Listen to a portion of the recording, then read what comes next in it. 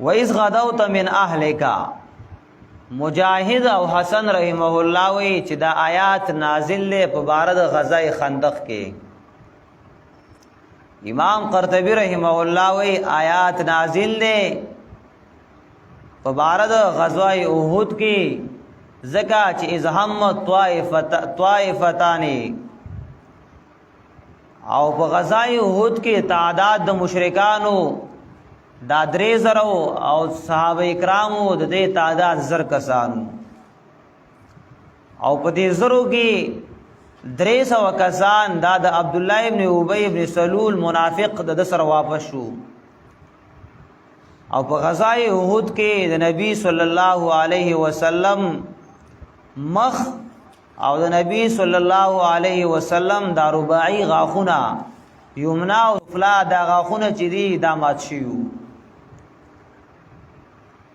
او مخ د نبی صلی الله علیه وسلم مخ مبارک هغه چې زخمی کړو نو هغه عمر ابن قیمیه دا یو سړی او چې د نبی صلی الله علیه وسلم مخ مبارک زخمی کړو او هغه سړی چې د نبی صلی الله علیه وسلم هغه شونډه مبارکه او هغه رباعی غاخونه چې هغه ورلا زخمی کړیو او غاخونه ورلا مات کړیو دا سړی عتبہ ابن ابي وقاص او دا غزوه احد هغه غزا ده چې په دې کې حمزه رضی الله تعالی عنہ شهید شو. د قاتل وحشی او دا وحشی چې ده دا د جبیر ابن مطعم غلامو. جبیر ابن مطعم ورته ویلا ان قتلت محمدن کچرتا محمد رسول الله صلی الله علیه وسلم مړکو نو موږ به تا د اسونو په مشرۍ باندې ولګو دا ډیوټي به تعالی درکو تبا ځکه چې اسونه دا به د هغې د مشرانو سره نو ته به تا سره به دا ډیوټي. بیا ورته وایي وان قتلت علیا کچرتا علی رضی الله تعالی عنہ دې مړکو نو جعلناک 100 ناقه موږ به تعالی سلوخې درکو. بیا ورته وی وان قتلتا حمزه کچرتا تا حمزه رضی الله تعالی عنہ شهید کو نو طالبا تب زمنګ نه آزاد دي یعنی د غلامۍ زنجیر بستانه لري شي. وحشی ورته ویلا اما محمد صلی الله علیه وسلم فعليه حافظ من الله. هر چې محمد رسول الله دې فد باندې حافظ ساتون کې الله دې دا خو نشم وجلې او هر چې علی رضی الله تعالی عنہ دې خو چې علی رضی الله عنہ ته کم سړی مخامخ شوی دی نو علی رضی الله عنہ هغه سړی وجلې دی دام نشم کوله. او هر چې حمزه دې فرجل شجاع دا یو داسې بهادر سړی دی او عسى ان اقتله قریب د چې زدا مړکما. کله چې جنگ شروع شو نو دا وحشی چې دا پټ روانو د حمزه رضی الله تعالی عنہ تلاش کو او دا التا د یو ګډ شاته پټ شو او دا هغه زینې په حمزه رضی الله تعالی عنہ باندې گزارو کو او حمزه رضی الله تعالی عنہ په نيزو وشتو نيزته تیرو بیرو وتلا حمزه رضی الله تعالی عنہ شهید شو. نو دې غزا کې حمزه رضی الله تعالی عنہ شهید شو. واقعا د سیوا غزا احد طرف ته نبی صلی الله علیه وسلم چې روان شوه دی دا دریم کال د هجرتو په میاشت د شوال کې په 12 تاریخ باندې. دویم قول دار چې دا 14 د شوالو او بل قول دار چې دا غزا چې دا دویمه غزا و په اسلام کې یعنی د دینه مخ کې یو غزا شی و چې هغه غزوه بدر دا دویمه غزوه ده او پدې کې او یا صحابه اکرام رضی الله تعالی عنہ شهیدان شویو. سلور مهاجرینو او شپږ دا انصارونه شهیدان شویو. د غزا احد نه مخ کې پر رمضان کې په دویمه هجری کې جنگ تیر شو چې هغه تا غزوه بدر ویلا پاغي کې مشرکان ډیر په ذلت او ډیر د رسوایی سره مخامخ شو. نو د کفارو د قریشو او د نورو کفارو د انتقام د فاره جذبه انتهایی ډیره وا.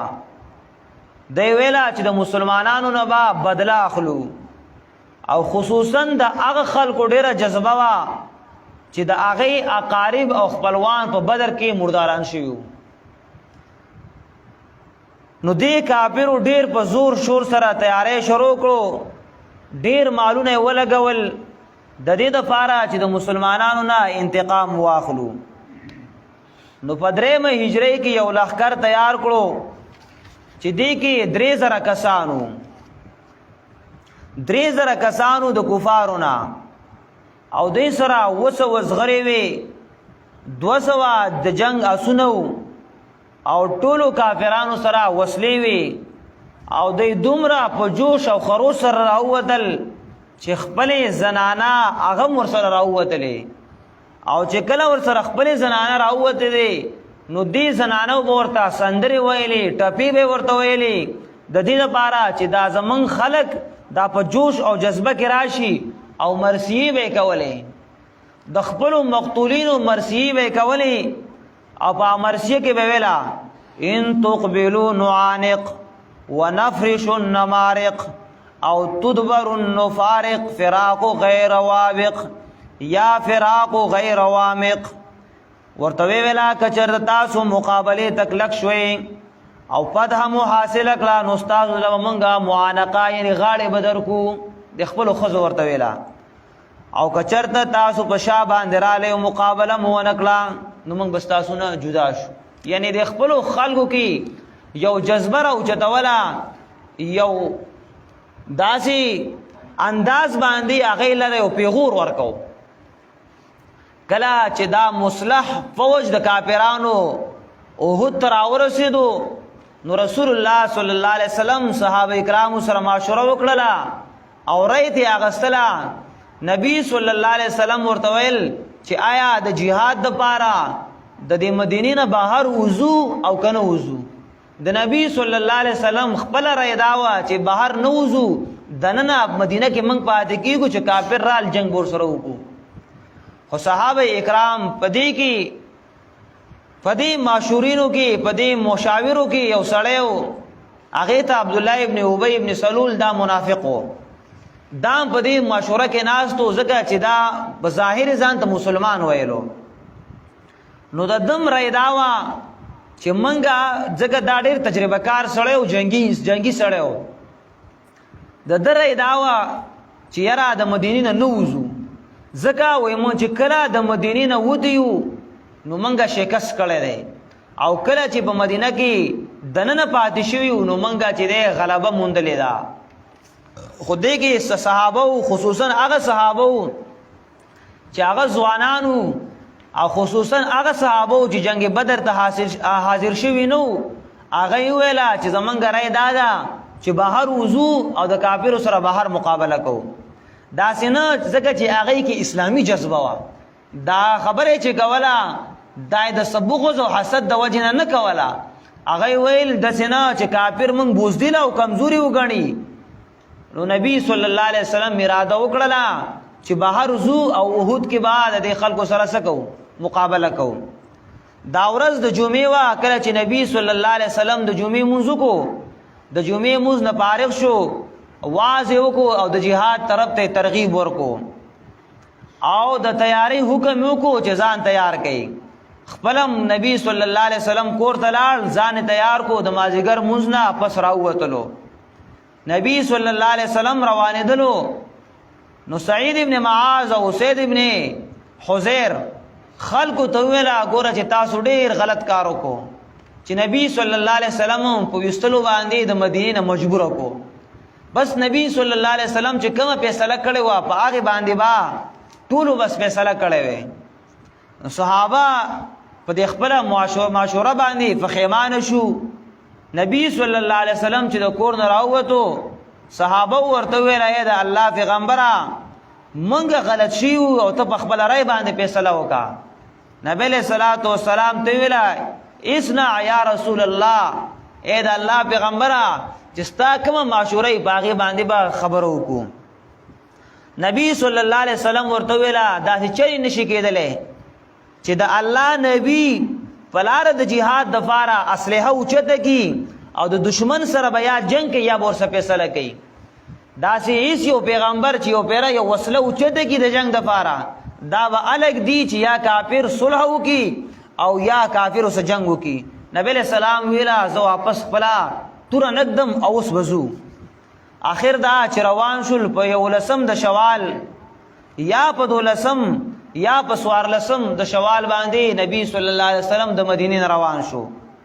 زر کسانو چې کله احد ته نږدې یو مقام دی مقام شوت ورته وی دې د چې ورسېدل نو منافقین عبد الله ابن ابی ابن سلول د 300 کسانو سره دا واپس شو. بیا چې لږ مخکې نبی صلی الله علیه وسلم یو مقام ته ورسېدو مقام شیخین ورته وی نو آلته کم عمره بچی چې کم عمره الکانو هغه واپس کړل. بیا د شپې نبی صلی الله علیه وسلم مزل وکړو او په آخر د شپې کې نبی صلی الله علیه وسلم سحر موستا نږدې احد ته ورسېدو. په جنگ آلته چې نبی صلی الله علیه وسلم د سحر منځ کو په مقام د احد کې او بیا د جنگ بندوبست شروع کو. صفونه جوړ کړل 50 کسان د عبد الله ابن جبیر رضی الله تعالی عنہ په امارت کې په د جبل احد سره خوا کې یو غونډۍ وا په هغه کې نه ول ذکر هغه طرف نه د مشرکینو دراتلو ډېر لارې وي او د مشرکینو دراتلو خطرم ډېر وا. نبی له سلام ورته ویل چې تاسو په دغه ځای کې بناسي کمنګا غالب هم شو کمنګا مغلوب هم شو خو تاسو به دغه ځای نه راکوزیږئ نه تاسو به خپل ځای باندې قائم ولاړئ. نبی صلی الله علیه وسلم سبندي شروع کړل صفونه جوړول او د جنگ احد کې جنډې مصعب ابن عمر رضی الله تعالی عنہ ته ورکړه او خپل تورې ابو دجان رضی الله تعالی عنہ ته ورکړه. چې جنگ شروع شو نو مسلمانان غالب شو. 22 کسان د کافرو هغه ویشتل او هغه مړ کړل او باقی کافرانو تختیدل. پر روایت د برا رضی الله تعالی عنہ کې راځي وای کافر پمنډ کافر داسې پمنډ روانو چې کوم زنانه ور سره غلې وي حتی رأيت النساء يشدون في الجبل رفعنا عن سوقهن.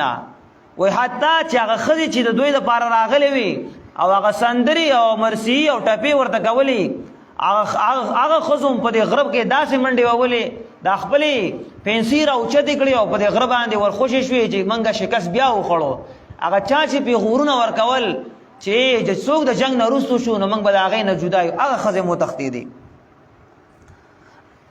بیا هر کله چې هغه 50 کسانو مسلمانانو غلبه وکړله مسلمانان په مال غنیمت باندې شو. هغه 50 کسان چې بره ناستو ډېری کې هغه یې ویله د عبد الله ابن جبیر په امارت کې ناستو چې اسې منګه پته وکړه مال غنیمت راغونډول دي زی چې کوشو مال غنیمت راغونډو. امیر منع کړل چې ګوره رسول الله صلی الله علیه وسلم موږ منع کړیو که موږ غالب هم شو که موږ مغلوب هم شو تاسو بلاندې نه راکوزیږئ. اوس صحابه د هغه امیر خبره ونه منله هغه ښکته راکوشول. لس صحابه کرام دغلته باقي پاتې شو 40 کسان لاندې راکوشو. نو د شاه طرف نه چې کافر وکتل چې غونډۍ خالی شوه نو خالد بن ولید رضی الله تعالی عنہ له اسلام نو راوړی دا د کافرو جرنیلو داراله د شاه طرف نه 200 کسانو سره 250 کسانو سره اوختو هغه 50 کسان الته شهیدان کړل او بیا د شاه طرف نه په مسلمانانو باندې رااله مسلمانانو صفونه ګډ وډ شول ځکه د مسلمانانو مخونه یو طرف ته هغه به د شاه طرف نه رال مسلمانان ګډ وډ شو. په دې ګډوډوالي کې د حذیفه رضی الله تعالی عنہ فلار یمان رضی الله تعالی عنهم دام شهید شو. پته ونه لګیدا صفونه ګډ وډ شو چې داغم پکې شهید شو پته داغه مونږ لګیدا. او مصعب ابن عمر رضی الله تعالی عنہ د ډیره مقابله وکړه جنډه د جهاد د لاس کو کې وا تر دې پورې چې دا شهید شو.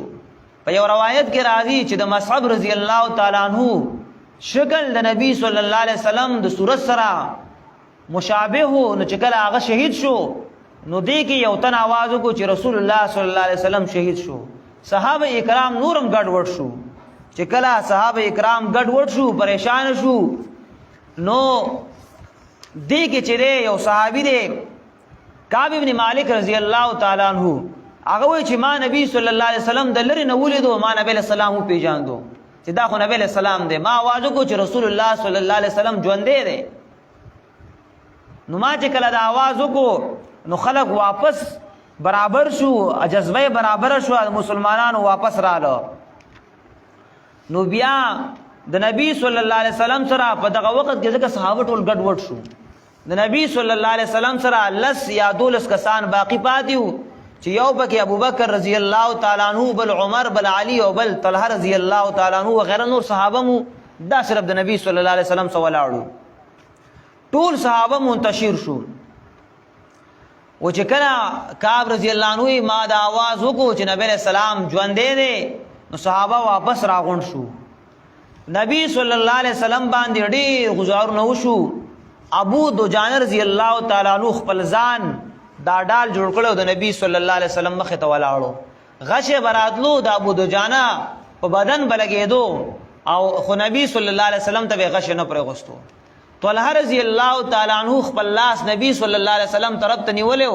غشه براتلو د طلحه رضی الله تعالی عنہ لاس په لګېدو او غشه بلاندې پروتو.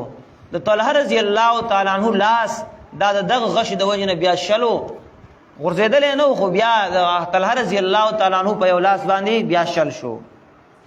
نو دا صحابه کرام دا غزوه احد مختصر شان واقعا وا چې دغه شان صحابه کرامو حمله وکړه او په اول کې غالب شو او بیا رستو صحابه کرام هغه قدر اکوشل نو هغه د دغه وجنا پاغه بیا شکست سره مخامخ شو. نو قران کریم هغه واقع طرف ته اشاره کوي